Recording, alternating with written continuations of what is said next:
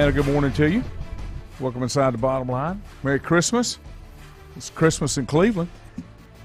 We'll talk about that this morning. As always, I have deep thoughts. You have deep thoughts, you do. I have deep thoughts about everything. The days are now getting shorter. I just like explanations. Okay? And what I'm talking about is Deshaun Watson, 20 of the 24 lawsuits have been resolved. Yeah. Okay? Paid off. No, whatever. Yeah. No criminal charges. No. It's he said, she said. That's why. And obviously, if they've been settled, that means both parties have come to a resolution that they both don't have to like, but they can move forward with. Would you agree? I would agree. Okay. Yeah. So, but maybe one side likes it more than the other. Oh, I'm sure. Yeah. Yeah, there's no doubt about that. But my question and my issue with it is, what does it have to do with playing football in the NFL? And I meant to look last night, and I didn't. I would like to read the NFL's official definition of their code of conduct policy and see what that says. And I bet it is so vanilla, generic. Very vague, yeah. Vague and broad that it could mean anything. You spanked your dog. You can't spank your dog. That's 3 games. We've got animal lovers out there. Well, you can't do that.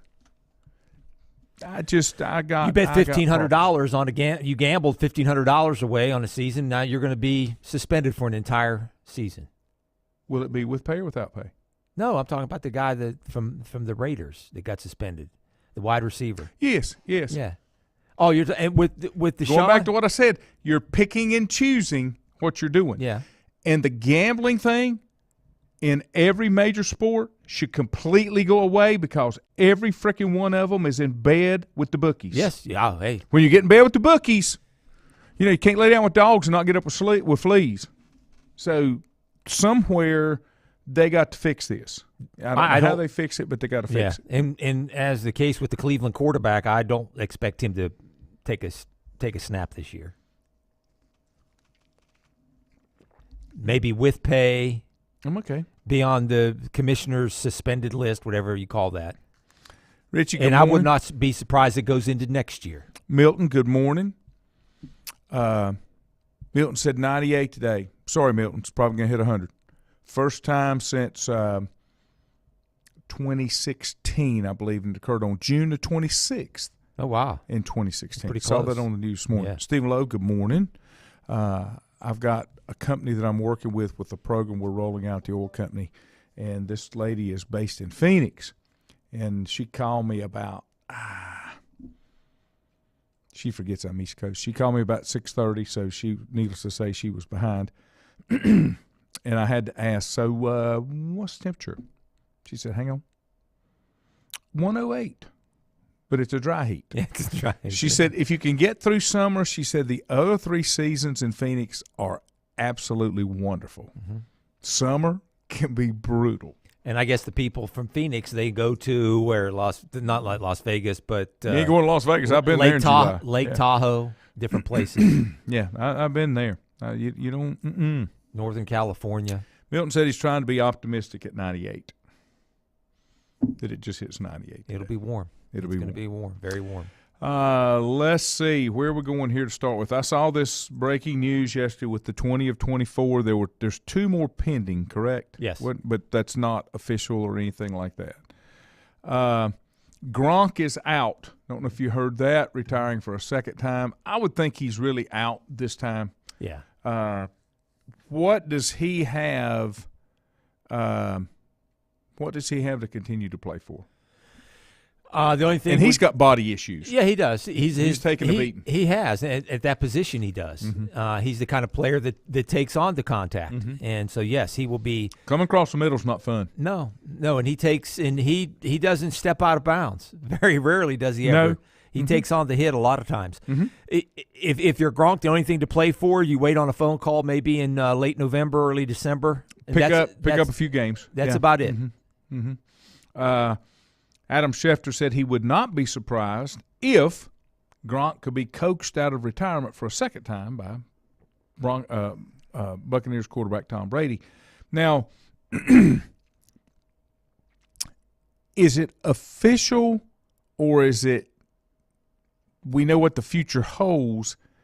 Farewell season for Brady going into broadcasting next year, or it didn't say that, did it? It just said when he retires, here's the place for him. Yes, I think that is the assumption. Okay.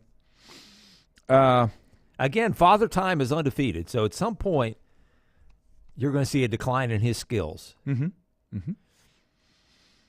So when that will be, maybe it's this year, maybe it's next year. Is this version of the Bucs going to be as good as previous versions of the Bucs? New head coach. Personally, I don't think so. Okay. Because they're, again, another year older, and some of those older players have either gone the wayside, like Gronk or Ndamukong Suh.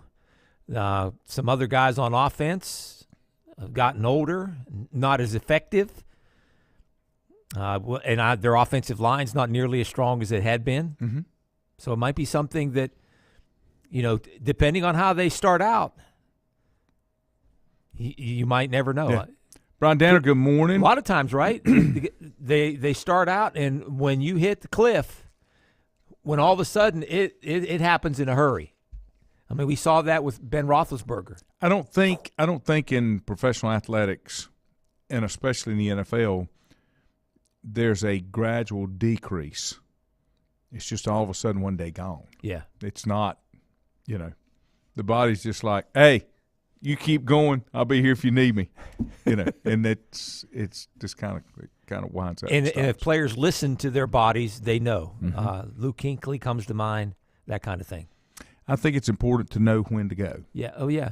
And I don't. I think today's I hate it players I hate it when I see players that don't know when to go, and they go, and your last memories are not what you'd like for them to be. Some players have to continue to go and play because of their financial situation. That's on them.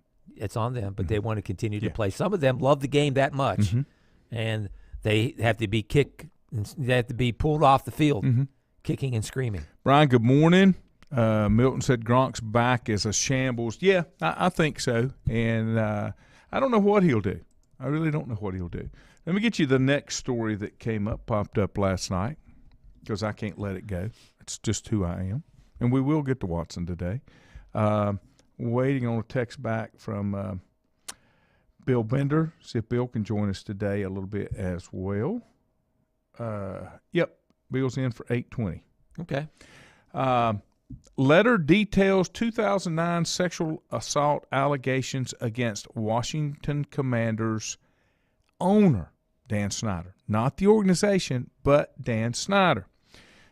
Details of these allegations were reported yesterday, by the Washington Post, which obtained a letter by an attorney working for the team.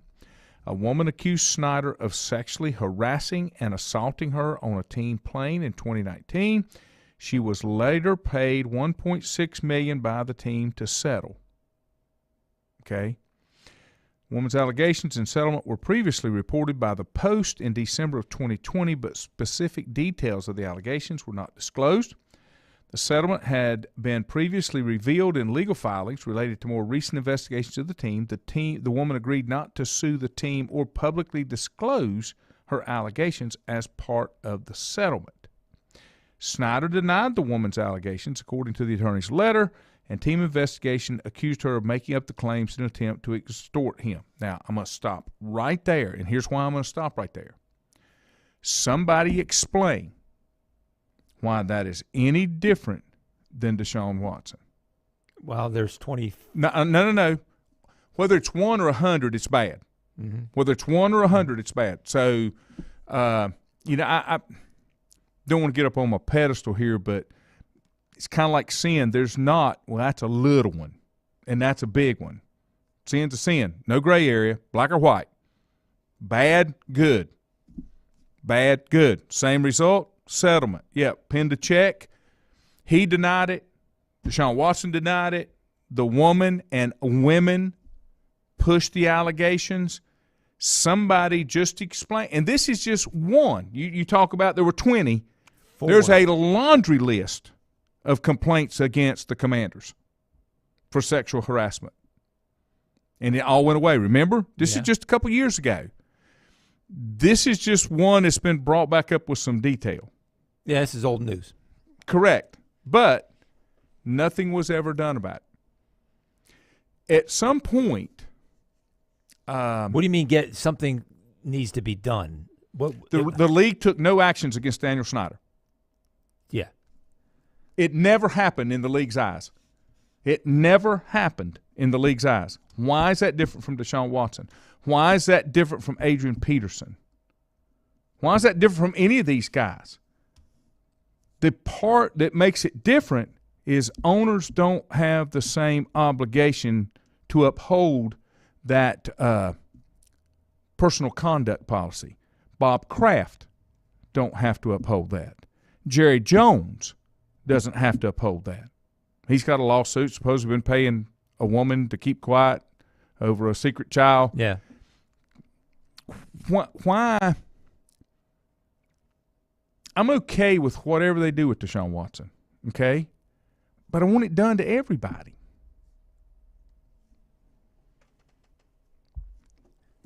Well, if you're the commissioner and he works for the owners, what do you expect? When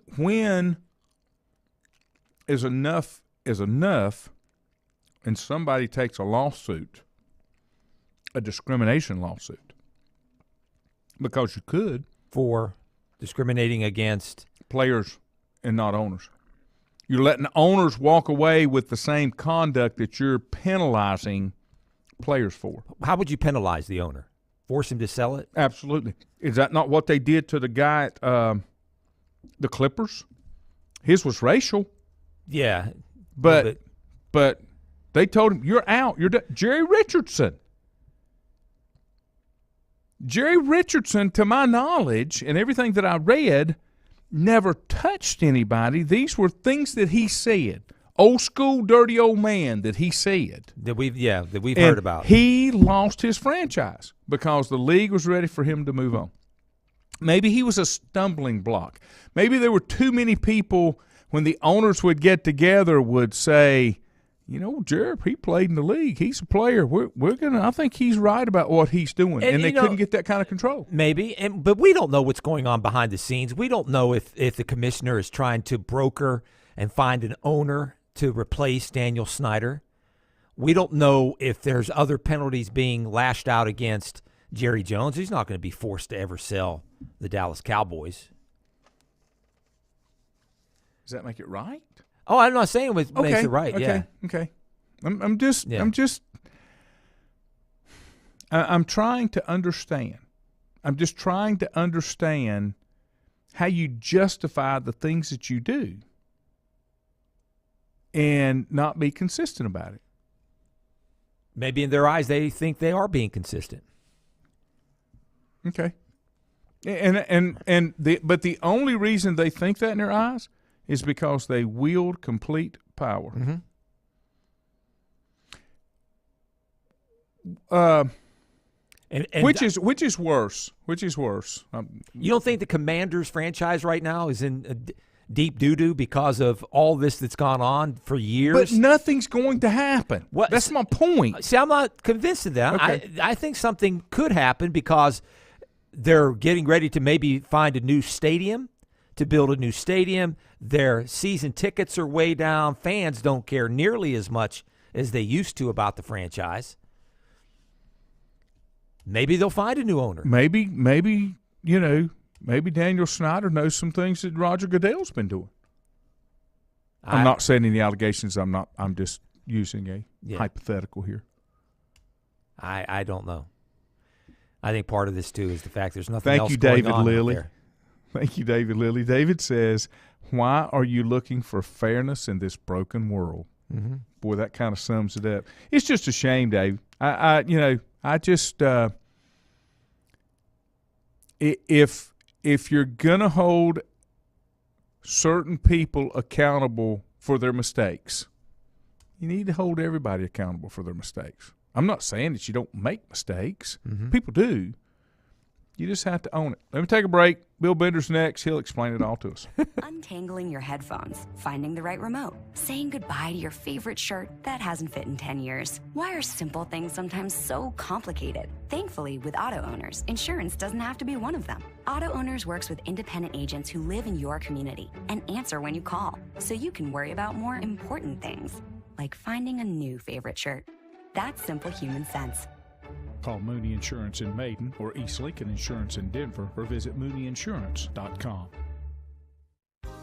Times convenience stores are more than convenient. They're your neighborhood store, your store. With locations in Lincoln, Catawba, Gaston, Iredell, and Mecklenburg counties, there's one near you. Times convenience stores have the right items at the right price, from snacks, cold drinks, and light meals from the grill, and there's always a special to save you time and money. Times has what you need. Times convenience stores, there's one near you. Regardless of where you're going, there's one on your way. Remember, there's always time to stop by Times. Have you thought about when you would like to retire? One of your major assets is planning for retirement is time, and you lose a little of it each day. The longer you wait to start accumulating capital for retirement, the harder it's going to be. How should you plan for retirement? Start by calculating approximately how much capital you will need at retirement, then estimate how much you will have to put away each year. Finally, carefully choose the investments in which you will invest. Stiefel Nicholas can assist you. Call 4 Rembert today at 828-624-7300. Stiefel Nicholas, member SIPC, and the New York Stock Exchange. First Federal Savings Bank has been serving Lincoln County since 1940. And as it has been from the beginning, customer service is a priority to First Federal Savings Bank. They want to get to know you by name. First Federal Savings Bank has the convenience, the products, and the services that the larger banks have, but with hometown people that you see throughout your community. Stop in and visit one of their 4 convenient locations and see what First Federal Savings Bank has to offer you. Member FDIC, an equal housing lender.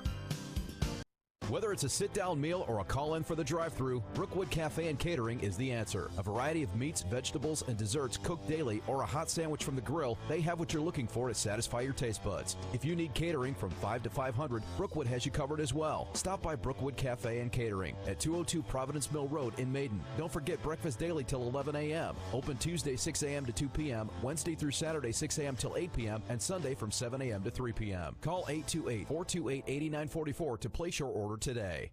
Covenant Church began as a vision of just over 100 people in 1984. Since then, Covenant Church has grown and currently located at 2168 Gastonia Highway in Lincoln. The Sunday schedule includes early morning worship at 8:30, Sunday school at 9:45, and morning worship at 10:45. Their ministries extend beyond Sunday. Visit their website at www.covenantchurch.church to see all they have to offer, and better yet, stop by and see for yourself. Covenant Church may be just what you're looking for a new church home. If you ask around, you'll find Burke Mortuary has a reputation for excellence and commitment to value. They've built a reputation of trust for more than 35 years. Burke Mortuary is proud to offer personal attention, meaningful tributes, and the area's most affordable prices. They're also proud to offer you beautiful, state-of-the-art facilities. It's the perfect place to honor your loved one. So when choosing a funeral home, the choice is easy. Choose Burke Mortuary with locations in Maiden and Newton. In the best of times, no one is more deserving of every opportunity, encouragement, and support than the youth in our communities. Parents, teachers, coaches, and sponsors struggle to stretch their budgets to continue help. Communities need a team effort. Times Oil Corporation, a longtime member of the community, established the Times Educational Alliance Mission, or Team Foundation. Since 2011, over $125,000 in grants have been donated in the community. Times Oil and the Team Foundation are proud to be community partners.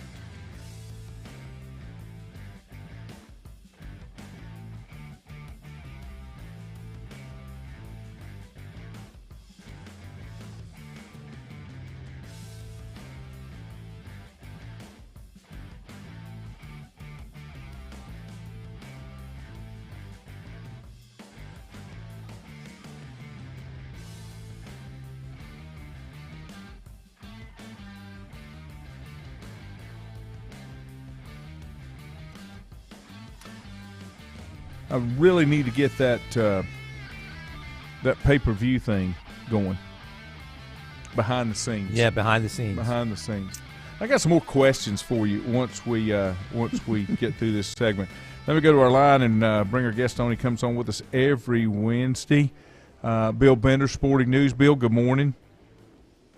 Hey, good morning. How are you? Doing good. College football is around the corner, and for some reason, for me, it just doesn't feel like it yet. Am I too early with it, or is there just too much upheaval with the portal and the NIL money and all the things that go along with it? Where am I missing the excitement? July 4th is typically the date where I start to get excited. Okay. Because, everything after July 4th, it builds toward, okay, camp's coming. We're going to have games soon. You're done with the cookout. It's something you talk about at the cookout. You start to get a little more excited about it. So it might be a touch early, but, people, we have a couple things up at Sporting News. I mean, there's a couple recruiting stories that are getting some buzz. I'm going to tell you what, Lanny, Ohio State might have a best receiver room of all time here very shortly with the guys they're bringing in. Are they getting them through recruiting, through the portal? How are they getting them? They got 2 5-star recruits in the last 2 days at the receiver position, and I think Brian Hartline continues to show that he might be the one of the best position coach recruiters in the country. So, I mean, that's what's going on here. There's a lot of excitement about that, and at least around in Ohio, I mean, a lot of people are getting excited about Ohio State Notre Dame there on the first weekend. Bill, you stole one of my questions. I was going to ask you about who are some of the best position coaches in college football. You mentioned Brian Hartline. He was at the top of my list. Yeah, I mean, just the way he's been recruiting lately, obviously having a tremendous run there. And, I mean, Ohio State's got a really good one on the defensive side, too, with Larry Johnson, with the defensive line that they've been able to put together there over the years. I mean, I know their defense was a sore spot last year, but that was more born out of not being able to shut down the run. So those are 2 good ones that stand out. I mean, there's obviously – I think Hartline's making a case to be, with the buzz he's creating, maybe the top one in the country. Has he been elevated to, passing game coordinator or anything like that this year? Do you know? Yeah, he has. And I don't think he's too far from being a head coach somewhere, and then the tough spot will be depending on how long Ryan Day sticks around. People like to bring up the NFL with him, but I'm not seeing it. I just don't see him leaving anytime soon. So, but I could be wrong, but I just think Brian Hartline each year there's going to be buzz around him as potential head coach candidate. Now he is an Ohio State guy, so how long does he stay around? I mean, Luke Fickell stayed around Ohio State a long time, and he's just kind of coming into his prime as one of the best coaches in the country. We're on Bill Bender, Sporting News. Bill, when you talk about that and you talk about what he has accomplished, what's the number one key in college football? I have, in my opinion, I think the number one key to being successful in college football is not the greatest X's and O guy, but the greatest guy that can evaluate talent and get kids on campus. Yeah, I mean, that's it. I mean, it's a combination. I mean, the head coach is a CEO type, right? The recruiter has, it's changed with NIL. You're hearing about kids that commit to a particular school without visiting campus now. So I think that we're going to find out over the next 3 to 5 years which coaches can kind of change the game in that regard. Hey, Bill, one of the things I saw is you had the top 25, your preseason top 25, and I saw that I guess it wasn't too tough to pick the top 4, but as you looked at your preseason top 25, who are some of the teams that you think might sneak up there and have a chance maybe to make the college football playoff? I've talked a lot about Utah as a team that I like in the Pac-12. They got to play Florida in the opener. That's a high exposure game for them. Be a good one. I mean, I tell people this all the time. It's so hard to pick like a sleeper because Alabama, Ohio State, Georgia, Clemson, that's probably going to be at least 2 to 3 or 4. Yeah. So who are you going to find outside of that? Another team that I think's got a chance, despite the first game, is I like Notre Dame. I like their roster. I like their coach. I like the defense is going to be a little bit better, and they've got some dudes on that offense, whether it's Michael Meyer, Lorenzo Styles. I mean, they got some guys that can play, so I think they're going to be a really good team. One of the things I've noticed in even reading some of the preseason magazines, and even in your story today, is you've added a little section about the effect of the portal, the transfer portal, the acquisitions of that. Is it harder to make those predictions now, or is it easier, or how difficult is it to keep up with all of this with so many players changing teams? Well, I mean, the one we do in January is just for entertainment purposes. This last one, they know who's on the rosters. You can try to, USC, for example, was a team that was barely ranked in January, even though, we knew Lincoln Riley was there. But, I mean, the portal additions they made, they went from being a pretty, ineffective offense to adding dynamic players like Caleb Williams, Jordan Addison, and Travis Dye, and that changes your outlook on a team, certainly. So I think they're one of those teams to keep in mind that can bump up. And, I don't know that too much will change from now till the beginning of the season, but I'm not going to say it won't. A couple of things that I noticed inside your top 10, there's a couple of teams that are not your year-in, year-out suspects that you see inside the top 10. You've got Utah in at number 8 out of the Pac-12. You've got Baylor at number 10. And then on the other side, you take the ACC, you got 4 teams inside the ACC, Clemson at number 4. But these are not your usual suspects as well. Wake Forest, NC State, and Pitt. Where's Florida State, Miami, and Mac is back? Where are the Tar Heels in all this? Yeah, well, the ACC is a very wide-open conference this year, right? So, I mean, Clemson, I think a lot of us anticipate that they're going to be pretty good. I like Pitt's roster despite the Jordan Addison loss. NC State was one that when I did this in January, Lanny, I didn't have them ranked, and their fans got on me. Their fans get on me every once in a while, and it's funny. Why? I mean, not funny. I love it. I love when a fan base kind of jumps me and says, hey, you're not looking at us. I looked at it, and I was like, yeah, I was wrong, because they should be ranked with what they got coming back with Devin Leary, and a lot of people like Wake Forest and their offense. So there are some good teams in the ACC, but I just have this feeling that it's kind of for those of you out there that have been watching Obi-Wan, it's going to be a little bit of an Empire Strikes Back type year with Clemson. Hey, Bill, what is your take on what the commissioner of the Pac-12 had to say recently about maybe the FBS schools breaking away and forming their own league? It's not the first time anybody has thought about that, but this became public, I guess, last week. And he's not the only commissioner. No, I mean, I think that's common. I mean, there's so much smoke on that it's at least been talked about enough. I don't know how long it will take them to formulate a plan to do that, but I do feel like that's common. That, the NCAA, and most people feel that way anyway. You would break away, have them do their own thing, make it, call it like the Federation, the College Football Playoff Federation, whatever you want to call it, right? It's going to be a certain number of schools that probably do it, because it's really going to be a certain number of schools that are going to be able to handle these massive changes that college football has undergone and remain competitive. But the question still comes up when you do that, are the college presidents willing to give up that control? Because that's what would have to happen. You're going to have a commissioner, a chairman, whatever you want to call it. You're going to have a person, a Roger Goodell, that calls the shots, and everybody's going to have to agree to it. That's a lot of power for college presidents to give up.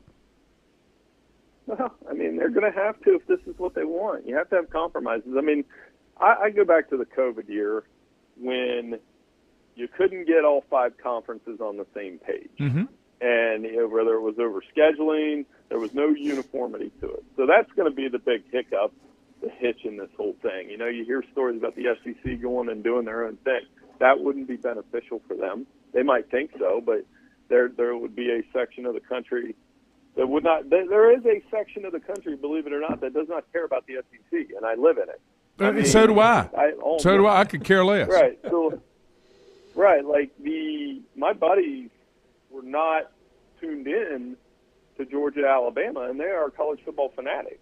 So, I mean, I see it both ways. So you're going to have to get everybody on the same page, whether it's Clive Cobb, Sankey, Warren, Phillips. Those guys, and Bowlesby, or whoever the incoming commissioner of the Big 12 is going to be, they have to be on the same page. Along with some executives from the TV side too, right? Because they would have a big say-so in how this works. I got one final question for you, Bill. We have seen a lot of movement in the Group 5 conferences, teams leaving, going here. Do we see a conference maybe folding because they can't get enough teams to play in it?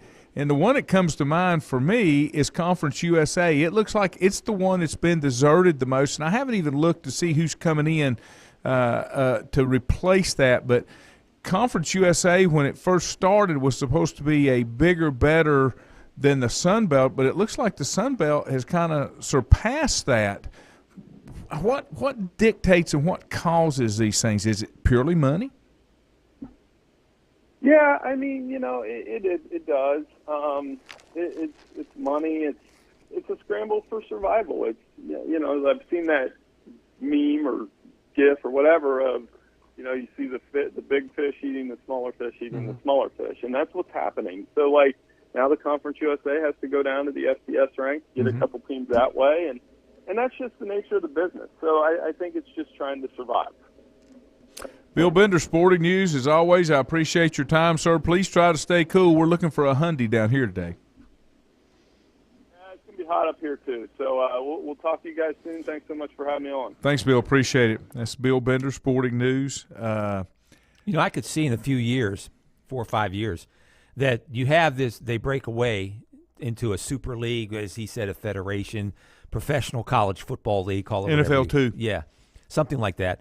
But then you have the mid-level schools, the ones that are in Conference USA. What happens to them?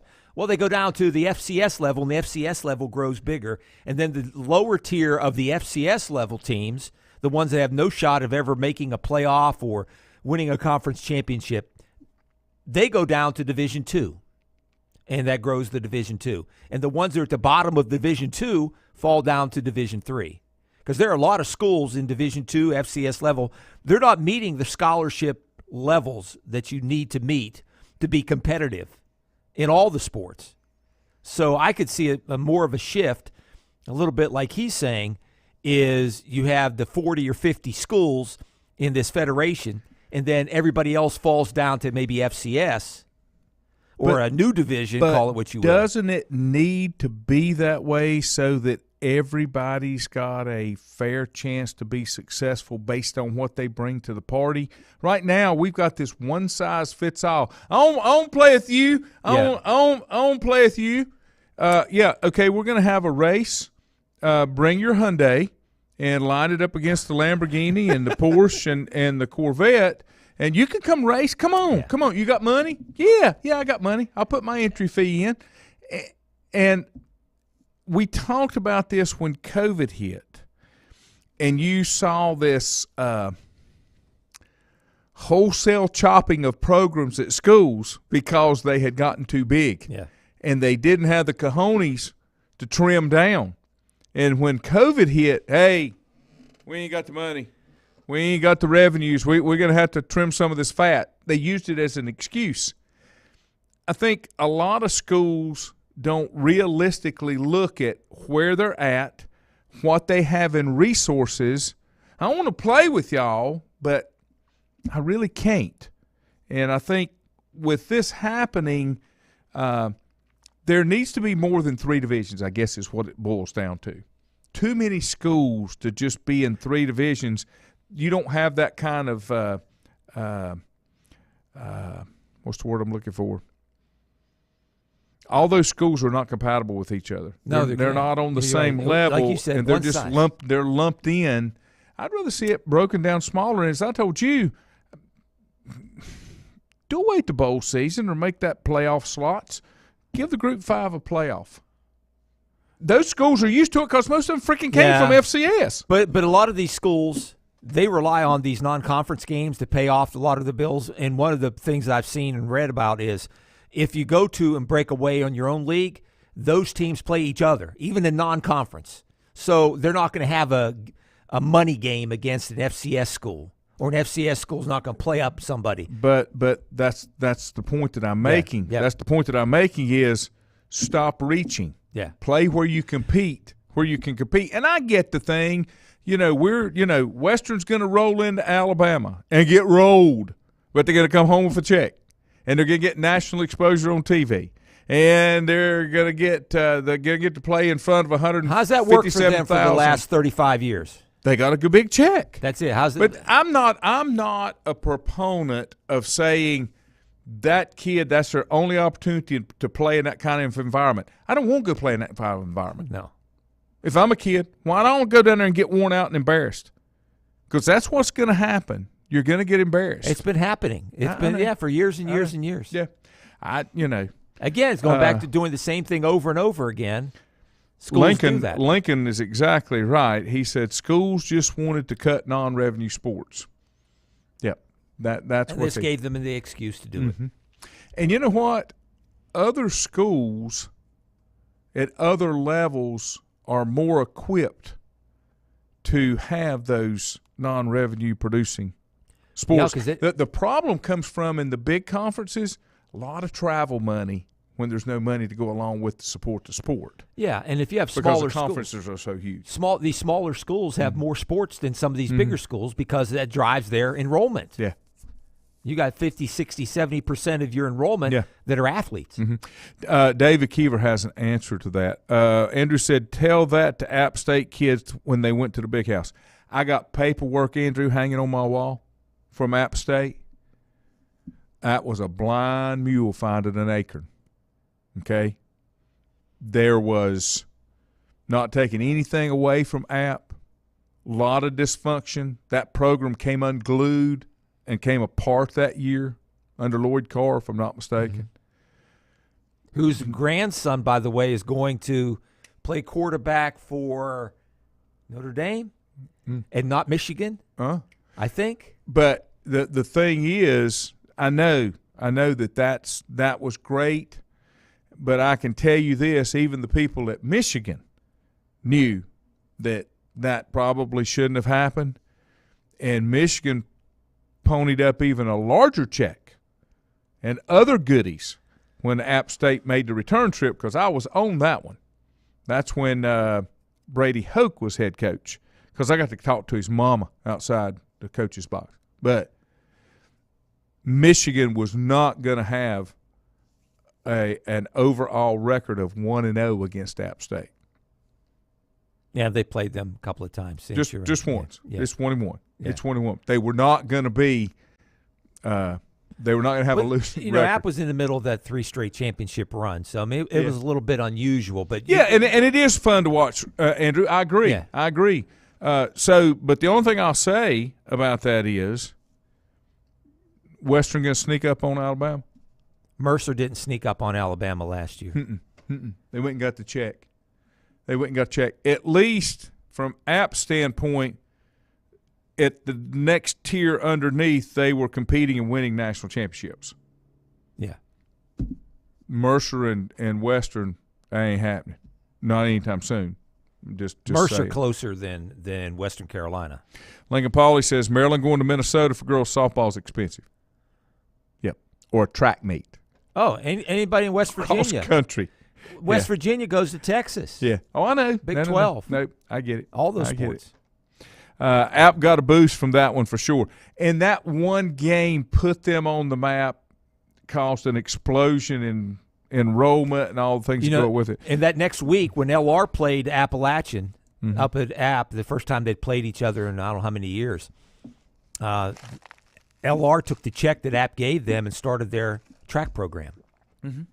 So that helped them, even though and Jerry Moore was very, what's a good, nice word to say? He was a great sport about it, they could have run up 100 on LR, and I kept it in the 40s. I'm going to take a break, and then when I come back, I'm going to give you the answer to that question on how we fix that part. And then we're still going to talk to Sean Watson. Untangling your headphones, finding the right remote, saying goodbye to your favorite shirt that hasn't fit in 10 years. Why are simple things sometimes so complicated? Thankfully, with auto owners, insurance doesn't have to be one of them. Auto Owners works with independent agents who live in your community and answer when you call, so you can worry about more important things, like finding a new favorite shirt. That's simple human sense. Call Mooney Insurance in Maiden or East Lincoln Insurance in Denver or visit mooneyinsurance.com. Times convenience stores are more than convenient. They're your neighborhood store, your store. With locations in Lincoln, Catawba, Gaston, Iredell, and Mecklenburg counties, there's one near you. Times convenience stores have the right items at the right price, from snacks, cold drinks, and light meals from the grill, and there's always a special to save you time and money. Times has what you need. Times convenience stores, there's one near you. Regardless of where you're going, there's one on your way. Remember, there's always time to stop by Times. Have you thought about when you would like to retire? One of your major assets is planning for retirement is time, and you lose a little of it each day. The longer you wait to start accumulating capital for retirement, the harder it's going to be. How should you plan for retirement? Start by calculating approximately how much capital you will need at retirement, then estimate how much you will have to put away each year. Finally, carefully choose the investments in which you will invest. Stifel Nicholas can assist you. Call Ford Rembert today at 828-624-7300. Stifel Nicholas, member SIPC, and the New York Stock Exchange. First Federal Savings Bank has been serving Lincoln County since 1940. And as it has been from the beginning, customer service is a priority to First Federal Savings Bank. They want to get to know you by name. First Federal Savings Bank has the convenience, the products, and the services that the larger banks have, but with hometown people that you see throughout your community. Stop in and visit one of their 4 convenient locations and see what First Federal Savings Bank has to offer you. Member FDIC, an equal housing lender. Whether it's a sit-down meal or a call-in for the drive-thru, Brookwood Cafe and Catering is the answer. A variety of meats, vegetables, and desserts cooked daily, or a hot sandwich from the grill, they have what you're looking for to satisfy your taste buds. If you need catering from 5 to 500, Brookwood has you covered as well. Stop by Brookwood Cafe and Catering at 202 Providence Mill Road in Maiden. Don't forget breakfast daily till 11 a.m. Open Tuesday 6 a.m. to 2 p.m., Wednesday through Saturday 6 a.m. till 8 p.m., and Sunday from 7 a.m. to 3 p.m. Call 828-428-8944 to place your order today. Covenant Church began as a vision of just over 100 people in 1984. Since then, Covenant Church has grown and currently located at 2168 Gastonia Highway in Lincoln. The Sunday schedule includes early morning worship at 8:30, Sunday school at 9:45, and morning worship at 10:45. Their ministries extend beyond Sunday. Visit their website at www.covenantchurch.church to see all they have to offer, and better yet, stop by and see for yourself. Covenant Church may be just what you're looking for a new church home. If you ask around, you'll find Burke Mortuary has a reputation for excellence and commitment to value. They've built a reputation of trust for more than 35 years. Burke Mortuary is proud to offer personal attention, meaningful tributes, and the area's most affordable prices. They're also proud to offer you beautiful, state-of-the-art facilities. It's the perfect place to honor your loved one. So when choosing a funeral home, the choice is easy. Choose Burke Mortuary with locations in Maiden and Newton.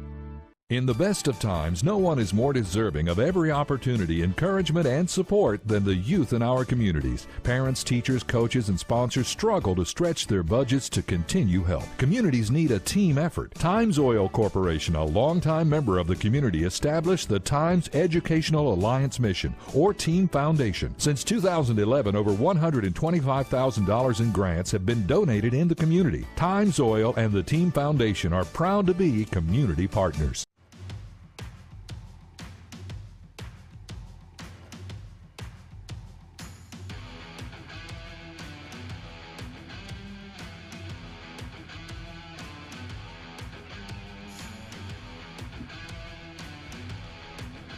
And welcome back. All right, I'm gonna give you my quick fix it for the money games. Mm-hmm. Why can't you take a portion of the proceeds from all the money you're making at the big level and put it in a pot that gets distributed to these schools equally. Kind of like what they do with the NCAA tournament? I guess. I mean, there's got to be a better way to help these schools out. That's a socialist idea now. I have a differing opinion. No, I don't. It's trying to save face. Well, that's a socialist idea, is redistributing everything. That's not to say it's right or wrong. Well, it's not a capitalist idea. I'm not saying. What's the difference in going up there and just getting blown away? You're just doing it for the money. Just come up with a better way to get them some money. And they deserve that because why? I don't think they deserve it at all. I don't like the money games. I'm okay if they don't want to do the money games. Yeah. I would just rather see them have a pot of money that they give them some money instead of playing the money games. Under that proposal from the Pac-12 commissioner, and I don't want to try to pronounce his name, Kioff, or whatever, how you pronounce his name. He's socialist. Yeah. No, he's saying that what you should do is these teams have these non-conference games against these other Power 5 conferences, and they don't play these money games. I agree. And so that going forward is something I don't remember who came up with the idea. I like let them survive on their own, right? Is that what you do as a working American in a free country? Yeah, pretty much. There are people living on the handout, living off the free money. I don't want to be one of those. I want to get what I earn. Okay. And we don't have a free market society, a free market. I know, but you know what I'm saying. Yeah, you know what I'm saying. We are mixed more than anything. I liked the idea that I liked as far as getting rid of these Group 5 non-conference games. Rework your conferences and come up with I'm not big on the NFL scheduling, but something similar to that. I want to see week 1. I want to see the finishing number 1 play number 2, and I want to see number 3 play number 4. That's how you start the season, instead of hand-picking, cherry-picking 12 years in advance how I want to, Yeah, your top non-conference games. The number 1 team out of the SEC plays the number 1 team out of the Big 12 or Big 10. And next year it's the SEC and the ACC, and the next year it's the Pac-12 and whoever. I agree. That's the way I would and if you're a school like to see it. Yeah, and if you're a school like, and I know Appalachian's playing, they're playing North Carolina this year. Carolina's coming to Boone this year. Is it a season opener, I believe? Or they go and play, they played Miami before. Down the road, is it better for, App's probably an outlier, but for some schools, I think keeping the rivalries is more important than playing a money game. Absolutely. To me, and this boils all the way and these down schools to want to do both. And this boils all the way down to local, high school level. You're hunting for money. You need to be able to creatively come up with a way to do it. I think I told you when I was coaching, this would have been about 2000 before we went to the subdivision crap. There was a suggestion that schools come up with geographical conferences, even if the schools weren't exactly in the same class, and then we'll sort that out after the season because you need that money game. When I say money game, gate game.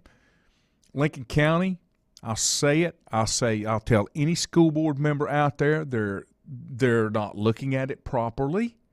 I've always said in schools, inside of an educational unit, I'm not even going to get to Deshaun Watson.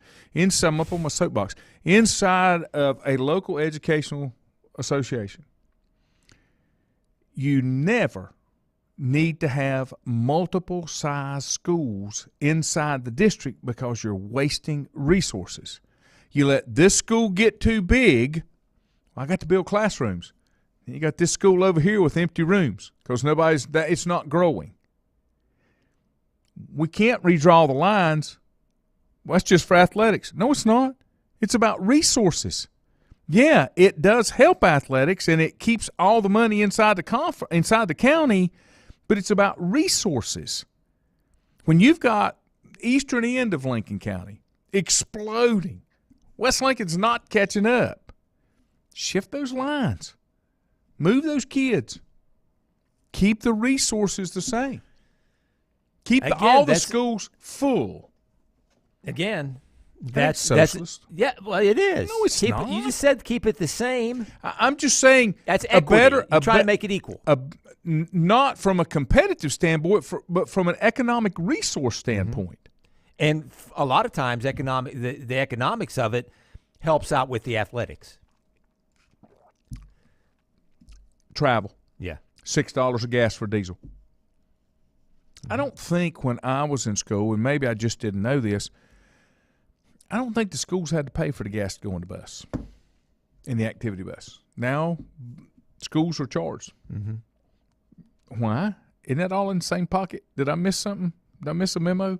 Or do the boosters have to pay for that? You know, why do you go back and charge the school? Is that not coming out of the county money? I mean, you know, we went through COVID, and now we've gone through this inflationary thing. You're welcome, sir. Hal Rimbert. But he said, "Good morning, comrade." Oh, okay. There you go. We went through COVID. We're now going through all this stuff with the inflation. Why do we have in Catawba County still have 7 high schools? Why don't we have 5 or 4? Wait a minute. Why does Catawba County still have 3 school systems? Yeah, that's with 3 administrative staffs. Yeah. Because we're better than you are. You ain't bringing your people over here, you socialist. See, you'd be socialist if you did that. It's stupid. It's people stretching their power. Do you remember when Cleveland County wanted to merge? Mm-hmm. Cleveland County, Kings Mountain, Shelby. Mm-hmm. Kings Mountain spent over $1 million in legal fees to fight it. And they were going to lose because, well, we got good money down here. We don't share that with Shelby and Burns. No, we want to keep our money down here and keep our resources down here. What's the old title of the old book? You learn everything you learn in life. You learn in kindergarten, something like that, about sharing and making things equal and being nice to your neighbor. Since I'm up on the pedestal, then I'll give it back to you. I've never understood, and I don't know why it worked this particular time, but when they built Maiden High School, they built it just like North Lincoln with a few tweaks because they liked it. Can I ask you a question? Why aren't all schools built on the same cookie cutter? Instead of paying millions and millions of dollars to get this redesigned, look at this hallway. Look at this view. Look at this 3-level entranceway that's wasted space. Every school should be cookie cutter, and they should be made like spokes. So if you need 3 more classrooms, you just go down that hall and you add 3 more classrooms on. You don't have to reinvent the wheel. We just don't I don't think we make good decisions. And I'm not running for office. If nominated, I won't run. If elected, I won't serve. There are eight middle schools in Catawba County. I believe 8. Hickory has 2. Yeah. Both of them are cookie cutters. They're not in Catawba County. They're in Hickory City. Yeah, but they won't be in Stowe. I mean, in Catawba, there are 8 middle schools in the county of Catawba. Okay, and the 2 of them in Hickory City are 3 stories, cookie cutter, same thing. They look the same inside and outside. All the others are split, 1 level. You know the problems that the ones with the 3 levels have each and every day. I don't know if you – I like the idea of the cookie cutter instead of adding on trailers. Yes. Mm-hmm. No, Milton. But again, a lot of these schools, when they go and design, they look at whatever they're going to have for their school, and they take the lowest bid a lot of times. But if you had the same design, it'd be easy. I know. I want to say when they built, and help me with the names here, River Bend, Mill Creek. Mm-hmm. What's the other one? Jacobs Fork. Jacobs Fork. Those 3 schools are kind of the same. They are. When Lincoln County built junior highs in my day, I was the first 9th grade class in the new redivision of junior highs. I went through elementary school through 8th grade.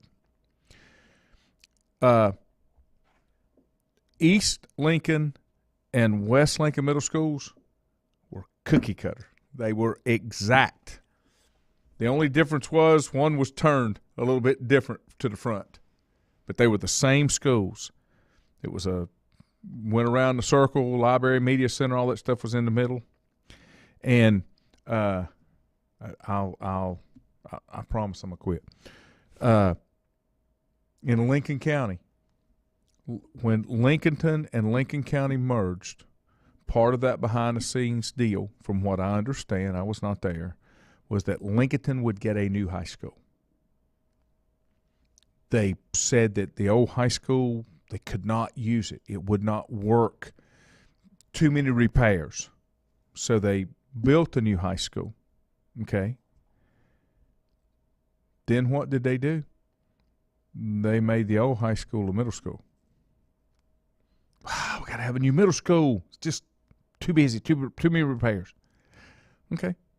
Built a new middle school. Came Gaston College. The old Lincoln High School is still in use today. Today. People do what they want to prove their own points.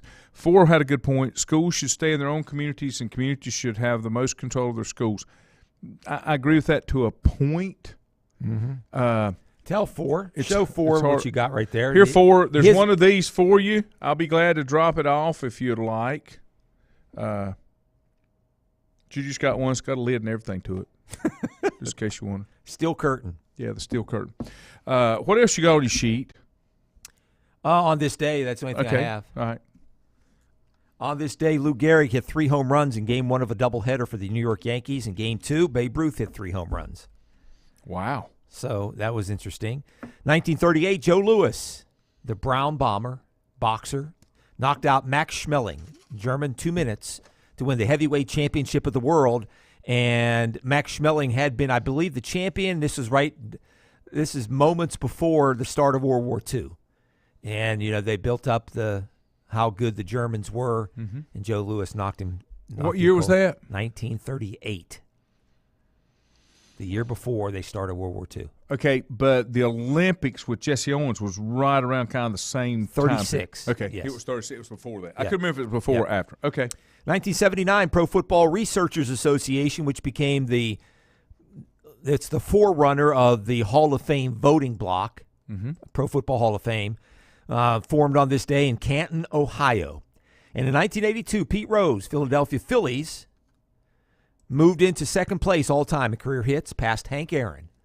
3,772 hits in baseball. Those are the 4 main ideas, big ones on today, June 22nd. It was on this day in 1874. Oh, I missed it. That the game of lawn tennis was invented. Did not know that. 1874.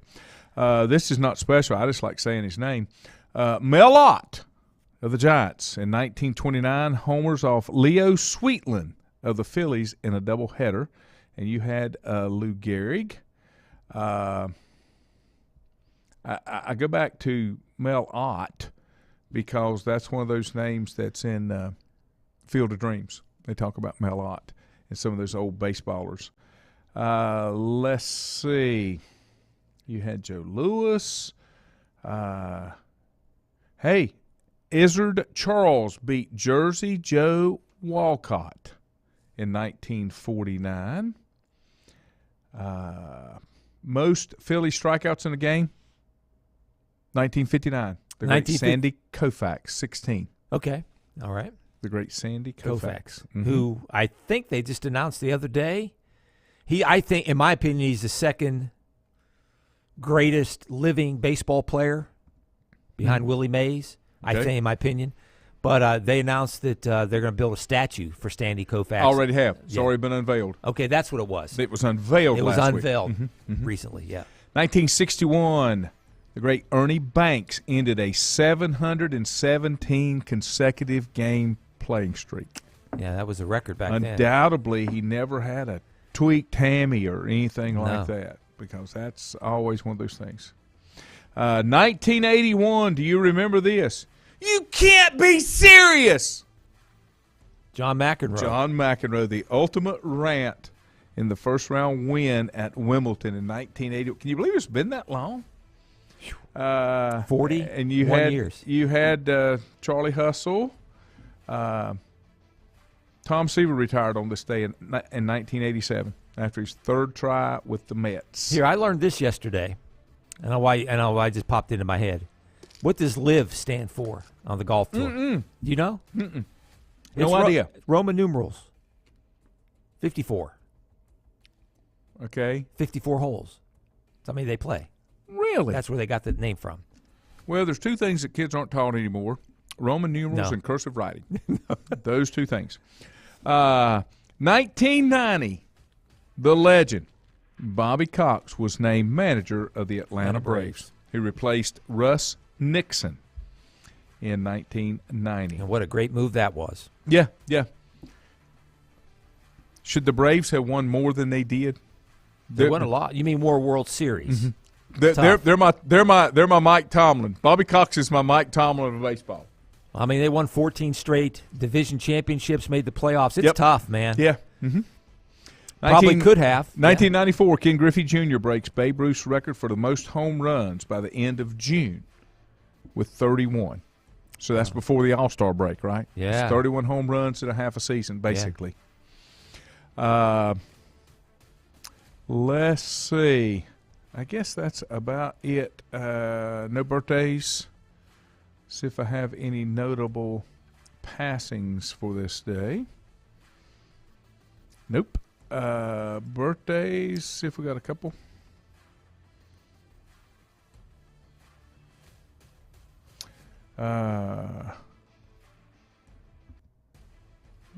Nobody's jumping out. Pistol Pete. Pistol Pete Maravich. Born on this day. One of the greatest showmen of all time. Aliquippa, Pennsylvania. Mm-hmm. Born in 1947, passed away in 1988. Where did he play his high school ball? Plays high school ball in... Was it not in Raleigh? Was his dad not in... At NC State? There's a North Carolina connection somewhere. There is. His dad, Press, I believe, was a coach at NC State. Okay. 1962, Clyde the Glide was born on this day. Now, Drexler. Pete Maravich's dad grew up in Western Pennsylvania, coached up there, and I don't know. I think he did play in North Carolina. How about NFL Hall of Famer Kurt Warner? Birthday today. There you go. Champ Bailey. Did you ever see his movie? It came out last year? No, I have not. I have either. I don't do movies. Sorry. I do documentaries. Just don't. Before ask me if I do Yellowstone. Okay? Yeah. I've tried. I love Kevin Costner. I love the environment. You don't love Beth Dutton? Too soap opera-ish for me. I just couldn't get into it. Yeah, I don't like that part of it. It's Dallas all over again to me. Yeah. And Dustin Johnson, born in Columbia, South Carolina. Okay, the golfer. On this day. And before we go away, I've got to go You're down not going to watch the Elvis movie coming out? The new Yeah, I love Elvis. Love Elvis. They have a new movie coming out. But the reason that I like it, those kind of movies, the more behind the scenes, the more stuff that you learn. It's sort of like a documentary kind of thing, if I'm not mistaken. That's not what I wanted. I'm going to get done, I promise. It's your show, man. We're just rocking in your world. Well, I don't like it to be that way. He went to high school in South Carolina.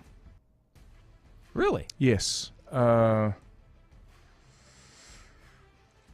He was born in the Pittsburgh metropolitan area and raised in the Carolinas. He played his high school ball at Daniel, South Carolina, and at Daniel High School in Central South Carolina, and Broughton High School in Raleigh. I knew there was a connection there. And then he went to Edwards Military Institute in Salemburg, North Carolina. I knew there was a lot of North Carolina connections with him. But born in a steel town in Beaver County. Yeah. You know our buddy Josh Carney, who's been on with us, that's where he reports for the Beaver County Times. That is in Aliquippa, PA. Home of Mike Ditka. Yeah. A bunch of others. I did not know this. I didn't know that Press was ever the head coach at Clemson. He left Clemson as the head coach in 1963 to become an assistant at NC State. I did not know that. I knew he was at NC State. That's where the Central South Carolina and Pete's high school years. Yep. It was during his high school years that that's where he got the famous moniker Pistol Pete, because he shot the ball from the side like drawing a revolver. Oh, okay. That's what it was. I didn't know that either. He would put on a show at the once famous Campbell summer basketball camps. With the Camels? Campbell had a famous worldwide, nationwide basketball camp way back in the 60s and 70s. Bob, you are correct. Where are you from in Pennsylvania? They pronounce it up there Washington, but it's Washington, Pennsylvania. Okay. Ford said his dad was roommates with Pistol Pete at the Campbell basketball camp. Oh, okay, yeah. Mm-hmm. Bob also said on this day, Hank Aaron had his only 3 home run game in his career. Wow. I wasn't aware of that either. And Ford says Lanny's World, party time. My wife said stop. Richie says Jeff Bridges has a new show on FX called The Old Man. I could play that part. And Bob also said it's Chris Christopherson's birthday today, and it is. Chad Mullis said he went to Campbell basketball camp in the 70s. I only went to Gardner-Webb and Davidson were the 2 that I went to. Oh, wow. Yeah. Chris Christopherson's 86. Michael Lerner, Mama Walton, is 81 today. Brett Hume, the journalist, is 79. Meryl Streep, 73. The Bionic Woman, Lindsay Wagner, turns 73. Cyndi Lauper is 69 years old. Now, I don't know how much they've doctored up those commercials she does. She's had some work. Yeah. She looks pretty good. I'm going to tell you, I'm all natural, okay? Earned everything I got right here. Tracy Paulin from Family Ties is 62. Judging Amy Brenneman is 58. Cart Warner 51. Carson Daly turns 49. Okay, I've been on here long enough. It's time for me to go do something real. Have a lovely day, folks. We'll see you tomorrow.